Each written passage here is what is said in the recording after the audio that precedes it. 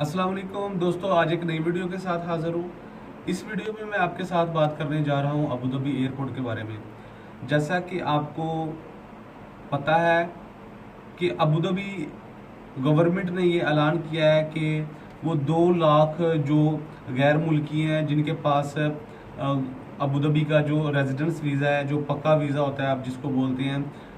अगर वो वोकेशन पे गए हुए थे, अपनी कंट्रीज के अंदर फंसे हुए हैं और अगर वापस अबू धाबी में आना चाहते हैं तो उनके लिए उन्होंने एक खबर शाया की है जिसके मुताबिक वो 2 लाख जो गैर मुल्की उनको अबू धाबी में वापस आने की इजाज़त मिल गई है। लेकिन अबू धाबी एयरपोर्ट पे जब आप जाएंगे, अराइव करना चाहते हैं, तो उनके लिए उसके लिए क्या करना होगा,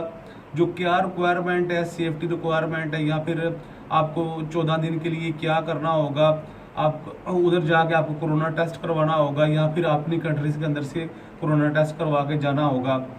इसके बारे में जो मेरी वीडियो है, मैं जो अभी नेक्स्ट वीडियो आपको एंड स्क्रीन के ऊपर एक मेरी वीडियो मिल जाएगी और आपको आई बटन में भी एक वीडियो मिलेगी, उसमें जाके आप वो वीडियो देख सकते हैं। उस वीडियो के अंदर मैं आपको पूरी डिटेल के साथ बताऊंगा कि अगर आप